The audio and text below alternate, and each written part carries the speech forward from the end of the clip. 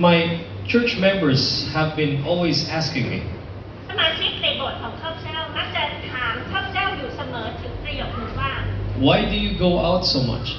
ทำไมอาจารย์ชอบไปข้างนอกบ่อยจังเลย We don't see you often in church. เราไม่ค่อยเห็นอาจารย์จะอยู่ประจำในโบสถ์เท่าไหร่นะ Well, I said, well, I have invitations. และข้าพเจ้าก็จะตอบว่าผมได้รับคำเชิญให้ไปที่นี่ที่นั่น And I was actually thinking about it. และจริงๆแล้วข้าพเจ้าก็คิดถึงเรื่องนี้อยู่เหมือนกัน Why am I going? และทำไมข้าพเจ้าจะต้องทำแบบนี้ You know, what made me make that decision to accept every invitation that has been given to me? แล้วทำไมข้าพเจ้าจะต้องตัดสินใจที่จะตอบรับคำเชิญทุกๆครั้งที่มีการเชิญข้าพเจ้าไปเทศนาตามโบสถ์ต่างๆ And then I remembered that when I entered university, และสุดท้ายข้าพเจ้าก็จำเรื่องหนึ่งได้ว่าครั้งหนึ่งเมื่อข้าพเจ้าได้มีโอกาสเข้าไปอยู่ในเหมาลัย when I enrolled in the School of Theology, และเมื่อข้าพเจ้าสมัครเรียน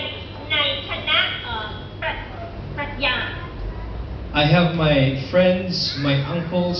even my family. ข้าพเจ้ามีเพื่อนมีคุณลุงและแม้กระทั่งครอบครัวของข้าพเจ้าเอง And they reminded me and told me เพราะเขามักจะเตือนข้าพเจ้าและบอกกับข้าพเจ้าเสมอว่า that whenever somebody invites you, ไม่ว่าเมื่อไหร่ก็ตามที่มีใครบางคนเชื้อเชิญคุณ especially to witness or to share the Word of God, และโดยเฉพาะการที่จะเชิญคุณให้ไปเป็นพยานถึงพระวจนะของพระเจ้า as long as you're able, say yes. และจงตอบรับคำเชิญนั้นเสมอทุกครั้งทุกคราไป So that's why I always say yes when I get invitations. และนี่คือเหตุผลที่ทำไมข้าพเจ้าจะตอบรับคำเชิญทุกๆครั้งที่มีการเชื้อเชิญข้าพเจ้าไปตามบทต่างๆ But what really drove me to keep on saying yes is this experience. แต่ทุกๆครั้งในความเป็นจริงที่ขับเคลื่อนให้ข้าพเจ้านั้นจะตอบรับคำเชิญอยู่เสมอก็อยู่ในพระวจนะของพระเจ้า You see, when I entered the university or the college, และขณะที่ข้าพเจ้าเข้าไปในเหมาลัยหรือว่าเข้าไปเรียนใหม่ I was looking for something to do. ๆข้าพเจ้าพยายามหาดูว่าข้าพเจ้าจะทำอะไรได้บ้าง And then I noticed that every Sabbath there will be a group of students that will be going out visiting churches. และข้าพเจ้าเห็นถึงนักศึกษากลุ่มหนึ่งที่ทุกๆสบัดโตเขาจะออกไปเพื่อที่จะไปเยี่ยมเยียนตามโบสถ์ต่าง So I said, oh, that is nice. I want to join that. ๆและข้าพเจ้ารู้สึกว่ามันดีมากเหลือเกินและข้าพเจ้าอยากมีส่วนร่วมกับการไปแบบนั้นบ้าง But somehow it stopped me to realize that most of the time they were going to city churches. แต่บางครั้งมันก็มีจุดทำให้ข้าพเจ้าต้องยั้งคิดนิดหนึ่งค่ะว่าเขาก็จะไปตามโบสถ์ต่างๆตามเมือง There's nothing wrong with city churches, by the way. ที่จริงแล้วไม่ผิดหรอกที่เราจะไปเยี่ยมเยียนโบสถ์ตามเมืองต่างๆ It's just that during that time I came from a city church. เพราะว่าในเวลานั้นข้าพเจ้าเองก็มาจากโบสถ์บ้านนอกเหมือนกัน So I already understood how the church works in the city. เพราะฉะนั้นข้าพเจ้ามีความเข้าใจอย่างลึกซึ้งว่าการทำงานของโบสถ์ในเมืองนั้นจะต้องทำอย่างไรบ้าง And so I said, is there any other church that I can visit? และเพราะฉะนั้นข้าพเจ้าก็เลยพยายามที่จะเดินทางไปตามโบสถ์อื่นๆทั่วไป Then a friend of mine introduced me to one of the sponsors that helps with the trips. แล้วก็มีเพื่อนคนหนึ่งที่แนะนำให้รู้จักกับอีกคนหนึ่งที่จะคอยจัดสรรเรื่องการเดินทางต่างๆ By the name of Attorney Rosas. แล้วก็ Attorney Rosas. Rosas is his name, Rosas. ก็คือใช้ชื่อว่า Attorney Rosas And he invited me and said, are you interested to go with me to the church that I visit? และเพื่อนคนนั้นก็มาถามข้าพเจ้าว่าคุณสนใจที่จะไปโบสถ์ที่ข้าพเจ้ากำลังจะเดินทางไปไหม I said, sure, sir. I want to join you. Where is your church? ข้าพเจ้าก็บอกว่าอุ๊ยแน่นอนสิอยากจะร่วมไปด้วยแล้วโบสถ์ของคุณอยู่ที่ไหนหรือ The church that we are going to visit is more than 2 hours away. แล้วเขาก็บอกว่าโบสถ์ที่เราจะเดินทางไปนั้นเนี่ยห่างออกไปประมาณ2 ชั่วโมงนะ By foot. ด้วยการเดินเท้า How many of you wants to join the church, to visit the church? อยากถามพี่น้องทั้งหลายที่ได้ยินข้อความนี้แล้วว่ามีใครอยากไปบ้างในสภาพการเดินทางแบบนี้ And so my next question to him is, do you go there every Sabbath? เขาต้องเกิดคำถามขึ้นมามากมายในใจว่าแล้วคุณไปที่นั่นอย่างนั้นด้วยวิธีนี้บ่อยๆทุกสัปดาห์หรือเปล่า And he said, yes, we go there every Sabbath. เขาบอกว่าใช่แล้ว พวกเราไปโบสถ์นั้นทุกๆวันสัปดาห์ So I was thinking about it. 2 hours going, walking, and then 2 hours coming back every Sabbath. ข้าพเจ้าคิดถึงว่าทุกๆสัปดาห์นี่นะเดินเท้าไปที่นั่น2 ชั่วโมงแล้วก็เดินเท้ากลับมาที่โบสถ์เนี่ยอีก2 ชั่วโมง And I said to him, yes. แล้วเราจะตอบว่าไปด้วย And there, that started my missionary journey every Sabbath to the church. และนั่นก็คือจุดเริ่มต้นของการเดินทางด้วยพันธกิจของข้าพเจ้าในการที่จะไปโบสถ์แห่งนั้นทุกๆสัปดาห์ด้วยการเดินเท้าไปและกลับครั้งละ2 ชั่วโมง And in memory, for me, those were the best Sabbaths that I would have. และในความทรงจำของข้าพเจ้านั้นนั่นคือสัปดาห์ที่ดีที่สุดที่ข้าพเจ้าเคยมีมาก่อนในชีวิต Because it's interesting that the church there is very small. เพราะว่าจุดที่น่าสนใจก็คือว่าโบสถ์แห่งนั้นเป็นโบสถ์ที่เล็กมาก We have to climb up and down the mountains, เราจะต้องปีนขึ้นไปบนภูเขา pass through several streams, แล้วก็จะต้องเดินผ่านลำธารสายน้ำเยอะแยะหลายแห่ง and I want you to understand that we are not wearing our church clothes. และพระเจ้าอยากจะให้ทุกคนเข้าใจว่าเราไม่ได้ใส่เสื้อผ้าธรรมดา We are wearing our hiking clothes. เรากำลังใส่เสื้อที่จะต้องใช้ไต่เขาขึ้นไป And our church clothes, we put them in our backpack. และเราก็จะมีสัมภาระที่ต้องสะพายไปข้างหลัง And the moment we reach the village, และเมื่อขณะที่เราเดินทางไปถึงหมู่บ้านนั้น we have to call our members to come and worship with us. เราจะต้องไปเรียกบรรดาสมาชิกทั้งหลายให้มาที่โบสถ์เพื่อร่วมนมัสการให้กันกับเรา We would knock on the members' door and tell them it's time to worship. เราจะเดินไปเคาะตามประตูบ้านของพี่น้องเหล่านั้นแล้วก็บอกว่าถึงเวลาแล้วที่เราจะมาร่วมนมัสการกันได้แล้วนะ And I want you to imagine the church. แต่ข้าพเจ้าอยากจะให้ทุกท่านจินตนาการถึงสภาพของโบสถ์ The church is just a simple structure ว่าโบสถ์นั้นเนี่ยสร้างขึ้นด้วยโครงสร้างที่ง่าย with a tin roof, a metal tin, ๆแล้วก็มีหลังคาไม่ต้องชิ้นธรรมดา with bamboo posts, แล้วก็มีเสาที่ทำจากไม้ไผ่ with bamboo chairs, แล้วก็มีม้านั่งที่ทำจากไม้ไผ่ with a wall in the back, แล้วก็มีเหมือนกับข้างหน้าอยู่ข้างหลัง and that's it. นั่นแหละคือสภาพของโบสถ์ There's no door, there's no wall on the side. It's open. ทุกอย่างเป็นธรรมชาติแบบเปิดไม่มีหน้าต่างไม่มีอะไร And every Sabbath we have to make sure that the church is clean because during the weekdays the villagers would put their goats inside the church. เพราะว่าทุกๆสัปดาห์เราก็ต้องให้ระมัดระวังว่าที่โบสถ์นั้นจะสะอาดสะอ้านพอเพราะว่าบางคนนั้นชาวบ้านก็จะมาทำอาหารกันในโบสถ์ที่เรานมัสการกันนั้น It's quite inaccessible to vehicles. That's why there was no pastor that was coming to the church. เพราะการที่ไม่มียานพาหนะที่จะสามารถเดินทางไปโบสถ์แห่งนั้นได้เพราะฉะนั้นจะมีศิษยาภิบาลที่จะปฏิเสธการไปโบสถ์นั้นอยู่เป็นประจำ So our school made a commitment to support the church. เพราะฉะนั้นโรงเรียนของเรานั้นก็เลยมีพันธสัญญาที่จะให้การอุปถัมภ์โบสถ์แห่งนั้นในการช่วยเหลือทุกอย่าง If I would count my Sabbaths in the school during that time, ถ้าเจ้าสามารถที่จะนับการนมัสการในวันสะบัดโตในระหว่างที่เรียน until I graduate, และจนกระทั่งข้าพเจ้าเริ่มเรียนจนกระทั่งจบการศึกษานักศึกษา 75 to 80% of my Sabbaths will be up in that church. ประมาณ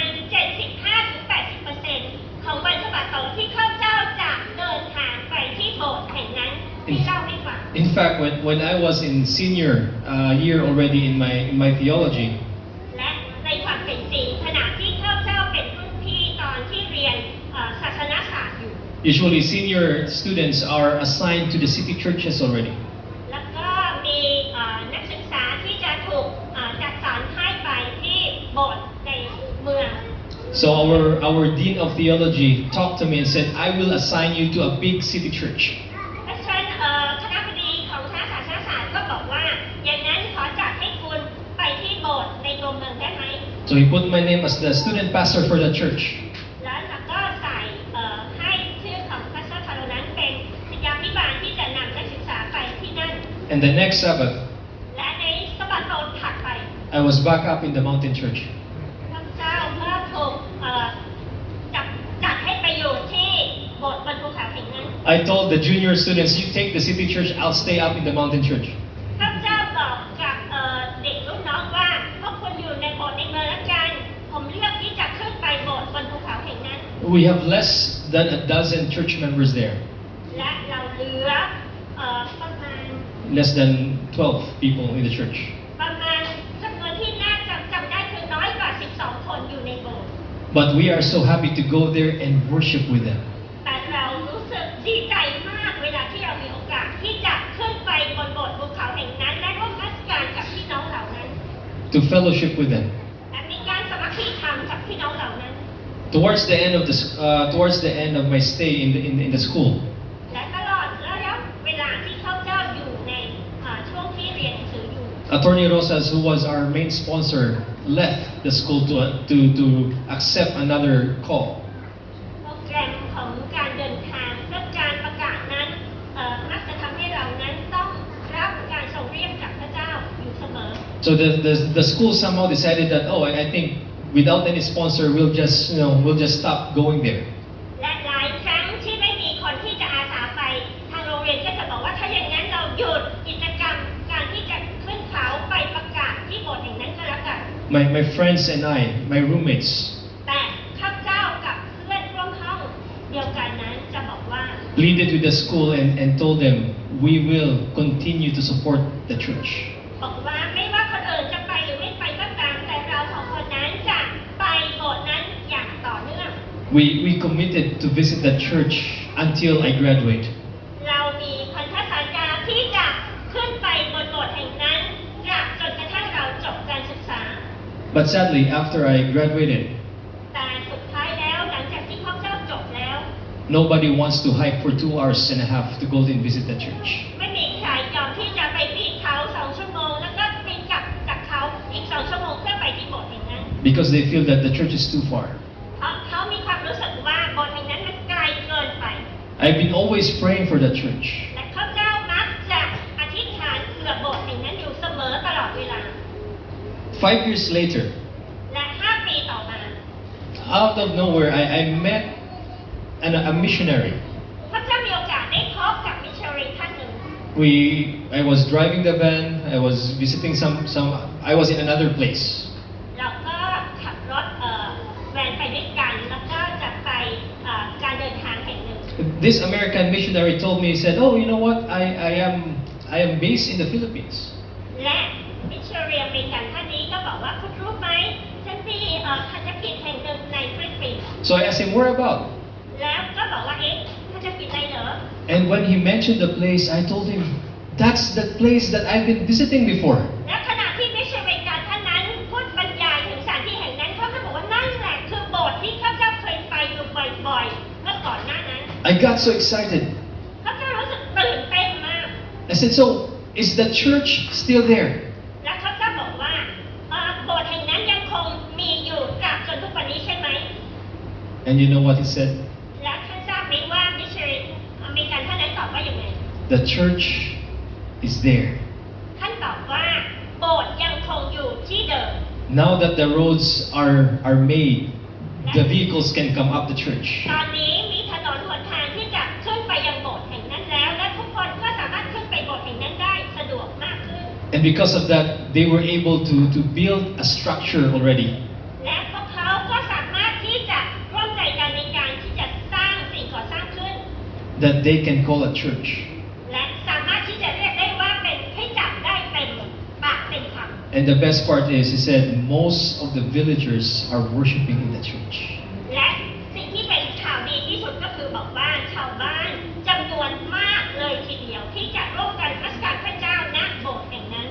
You see, my dear brothers and sisters, without that call, without that invitation, พี่น้องที่รักการที่ทำอะไรโดยปราศจากการทรงเรียกของพระเจ้าหรือปราศจากการเชื้อเชิญ I would have missed the opportunity to witness for the Lord. ถ้าหากว่าเขาจะพลาดโอกาสนั้นแล้วเขาเจ้าจะไม่สามารถทำพันธกิจยิ่งใหญ่สำหรับพระเจ้าได้ Sometimes all we need to have is just an invitation. บางครั้งเราจะคิดเพียงว่าเราต้องการคำเชื้อเชิญเพื่อจะกระทำสิ่งใดสิ่งหนึ่งเพื่อพระเจ้า Which brings us to our study this morning. พระธรรมที่เราจะเรียนรู้ร่วมกันในเช้าวันนี้ If you go to the book of Matthew chapter 4, ให้เราเปิดในพระธรรมมัทธิวบทที่ I want you to take a look at verses 18 and 20 to 22. 4พระเจ้าอยากให้พี่น้องทุกท่านให้ความสำคัญกับข้อที่ 18 I will read the verses first in English. It says, And Jesus, walking by the Sea of Galilee, saw two brethren, Simon called Peter and Andrew his brother, casting a net into the sea, for they were fishers.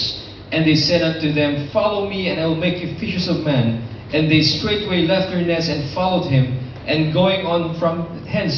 he saw other two brethren, James the son of Zebedee, and John his brother, mending the nets, as he called them. And they immediately left the ship and their father and followed him. ในพระธรรมมัทธิวบทที่ 4 ข้อ 18 ได้บอกเราว่าขณะพระเยซูทรงดำเนินอยู่ริมทะเลกาลิลีทรงเห็นชาวประมงสองพี่น้องคือซิโมนเรียกกันว่าเปโตรกับแอนดรูน้องชายของเขากำลังทอดแหอยู่ที่ทะเลสาบในข้อ 19 พระเยซูตรัสว่าจงตามเรามาเถิดและเราจะตั้งท่านให้เป็นผู้หาคนดำหาปลาข้อ 20 ทั้งสองก็ละแหแล้วติดตามพระองค์ไปทันทีและ21 เมื่อเสด็จต่อไปทรงพบพี่น้องอีก2 คนคือยากอบบุตรเซเบดีกับยอห์นน้องชายของเขากำลังชูนอวนอยู่ในเรือร่วมกับเซเบดีบิดาของพวกเขาพระเยซูทรงเรียกพวกเขาและข้อ 22 ทั้งสองก็ละเรือและบิดาแล้วติดตามพระองค์ไปทันที I just want to share to you this call once again.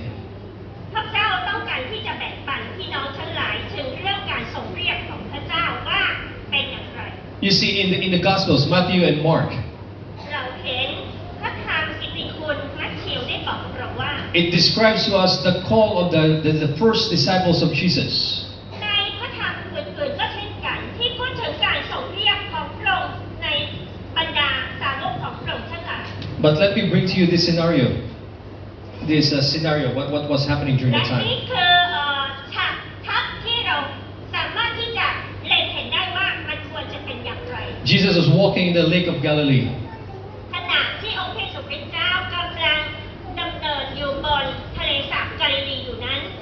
As we know, wherever he goes, a crowd will follow. และเราทราบกันดีว่าไม่ว่าที่แห่งหนตำบลใดที่พระองค์เสด็จไปนั้นก็จะมีฝูงชนที่ห้อมล้อมพระองค์อยู่มากมายเป็นขนาดนับ Of course, when there's a crowd, he would always speak and witness for them. และแน่นอนที่สุดขณะที่พระองค์ทรงพบฝูงชนทั้งหลายพระองค์ก็จะทรงหยุดและพูดคุยทักทายโอภาปราศัยและให้การรักษาโรคกับพวกเขา There was no pulpit during that time, but Jesus used the boat of Peter. และในเวลานั้นไม่มี He used the boat of Peter to preach. ในเวลานั้นพระองค์ได้ทรงใช้เรือของปีเตอร์ในการที่จะไปกล่าวคำเทศนาตามที่ต่างๆ And after preaching, as we know the story, Jesus asked Peter and the rest of the fishermen to go back into the lake to fish. และเราทราบดีว่าหลังจากการเทศนาในแต่ละครั้งแล้วพระองค์ก็จะให้เปโตรกับสาวกทั้งหลายนั้นกลับไปเพื่อที่จะไปทำหน้าที่เป็นชาวประมงต่อ I like how Ellen G. White writes the story. พวกเจ้าชอบที่นางเอเจไว้ได้เขียนถึงเรื่องราวนี้ If you have time, find that chapter, Called by the Sea. ถ้าหากว่าเรามีเวลาขอให้เราไปดูเกี่ยวกับเรื่องการส่งเรียกผ่านเส้นทางบนทะเล Ellen G. White mentions that the whole night, Peter, James, and John, they were fishing, but they could not get anything. ในหนังสือเล่มนั้นนางเอจิไว้ได้ทำให้เราเห็นภาพหนึ่งว่าในตลอดทั้งคืนนั้นขณะที่สาวกของพระองค์กำลังพยายามที่จะตกปลาอยู่นั้นแต่ไม่ได้ปลาสักตัวหนึ่ง To them, what they did, it was hopeless. สิ่งที่สาวกทั้งหลายกำลังทำอยู่นั้นเป็นความ They were having already a problem. What can we feed our family? และเขากำลังอยู่ในห่วงของความคิดว่าเขาจะเลี้ยงดูครอบครัวของเขาได้อย่างไรในเมื่อเขาตกปลาไม่ได้เลยสักตัวหนึ่ง In their disappointment, the next day before Jesus met them, they were just cleaning their nets. และขณะที่อยู่ในความผิดหวังอย่างเศร้าโศกเสียใจอยู่นั้นในวันรุ่งขึ้นขณะที่พวกเขากำลังทำการจัดการเกี่ยวกับแพะวัวของเขาอยู่องค์พระสุพระเจ้าได้เสด็จมา But when Jesus started preaching during that time, และในเวลานั้นขณะที่พระองค์เริ่มการเทศนาสั่งสอนผู้คนทั้งหลาย these fishermen were listening to him. ชาวประมงเหล่านี้ต่างก็ตั้งหน้าตั้งตาฟังคำเทศนาของพระองค์ You know, if you follow how logic works, ขณะที่ท่านลองคิดดูว่าขณะที่เรากำลังฟังคำพูดบางสิ่งบางอย่างที่มีเหตุมีผลในเชิงตรรกศาสตร์อยู่นั้น for a fisherman to be instructed by a carpenter on how to fish doesn't work that way. ขณะที่ชาวประมงนั้นกำลังฟังคำสั่งสอนจากช่างที่เป็นช่างก่อสร้างช่างไม้อยู่นั้นสิ่งนี้เป็นสิ่งที่สมเหตุสมผลหรือไม่ But what moved them to listen to Jesus Christ? แต่สิ่งที่ทำให้เป็นแรงบันดาลใจให้พวกเขามารับฟังในสิ่งที่องค์พระเยซูคริสต์เจ้ากำลังสั่งสอนอยู่นั้น And Ellen White wrote it beautifully. นางเอลจีไว้ได้เขียนให้เราเห็นภาพได้อย่างสวยสดงดงามว่า She said, what moved the fishermen to go out and fish again? สิ่งที่ขับเคลื่อนให้ชาวประมงนั้นมุ่งหน้าไปยังข้างหน้าเพื่อที่จะพยายามตกปลาให้ได้ Was because of God's love and compassion. และให้คนเหล่านั้นหาคนดักหาปลานั้นเป็นไปเพราะความรักและความเมตตาสงสารขององค์พระเยซูคริสต์เจ้าที่มีต่อผู้คนทั้งหลายนั่นเอง When they heard the message of Christ, ขณะที่คนทั้งหลายทุกคนนั้นได้ฟังข่าวสารขององค์พระเยซูคริสต์เจ้า they understood the message. พวกเขาเหล่านั้นมีความเข้าใจในข่าวสารนั้นอย่างชัดเจน When they saw Jesus healing, และขณะที่พวกเขาได้เห็นการรักษาโรคขององค์พระเยซูคริสต์เจ้า they understood the purpose. เขาได้เข้าใจถึงเป้าหมายแห่งการรักษาของพระองค์ So when Jesus asked them to go back and fish again, และขณะที่องค์พระเยซูคริสต์เจ้าบอกให้พวกเขากลับไปและไปหาคนดักหาปลานั้น without any questions, they moved คนเหล่านั้นไม่มีข้อกังขาใดๆที่จะไม่ทำให้เขาเคลื่อนหน้าต่อไป because they trusted the Word of God. เพราะว่าเขาเหล่านั้นมีความเชื่อและวางใจในพระวจนะของพระเจ้าอย่างเต็มเปี่ยม After the miracle of catching fish, และหลังจากเรื่องมหัศจรรย์แห่งการตกปลาแล้ว when Jesus asked them, come and be my fishermen, ขณะที่องค์พระเยซูคริสต์เจ้าได้เรียกร้องเหล่าสาวกเหล่านี้ให้มาและมาเป็นผู้หาคนดักหาปลาให้กับพระองค์ without any second thoughts, they dropped their nets and followed him. ไม่มีคำพูดอื่นใดที่จะเป็นประโยคที่สองนอกจากการที่จะวางแหอวนลงและติดตามองค์พระเยซูคริสต์เจ้าตลอดไป Sometimes we just need an invitation. บ่อยครั้งเราอาจจะต้องการคำเชื้อเชิญในการทำสิ่งใดสิ่งหนึ่ง Come and follow me. จงมาและติดตามเรา May we reflect on the Word of God today. ขอให้เรานั้นสามารถรับการสัมผัสด้วยพระวจนะของพระเจ้าในเช้าวันนี้ That He is extending the invitation to each one of us. ว่าพระองค์กำลังส่งข่าวสารแห่งการเชื้อเชิญให้กับพวกเราทุกคนณที่แห่งนี้พร้อมหน้าพร้อมเปรียบกัน To come and follow Him. ให้มาและติดตามพระองค์ Today we are going to witness a baptism. วันนี้เรากำลังต่างจะร่วมกันเป็นพยานในพิธีการรับสินบัพติศมา This is a testimony of someone who heard the invitation. และนี่คือประจักษ์พยานของการที่บางคนนั้นได้ฟังคำเชื้อเชิญขององค์พระเยซูคริสต์เจ้าแล้ว To come and follow Christ. ในการที่จะติดตามและดำเนินชีวิต To those of you who are not yet baptized, และรับบัพติศมาให้เป็นไปตามน้ำพระทัยของ listen to the call to come and follow me. ให้เรานั้นฟังในการทรงเรียกของพระองค์ว่าจงติดตามเรามา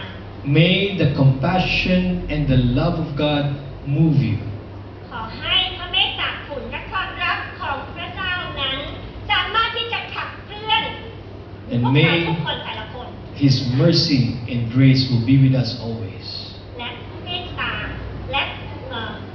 ความโปรดปรานของพระองค์นั้นจะสามารถอยู่เคียงข้างเราตลอดวันเวลาของชีวิต This is what we have seen in the Bible. และนี่คือสิ่งที่เราได้เห็นจากพระคัมภีร์ของพระเจ้า This is what we have read. และนี่คือสิ่งที่เราได้อ่านเมื่อสักครู่นี้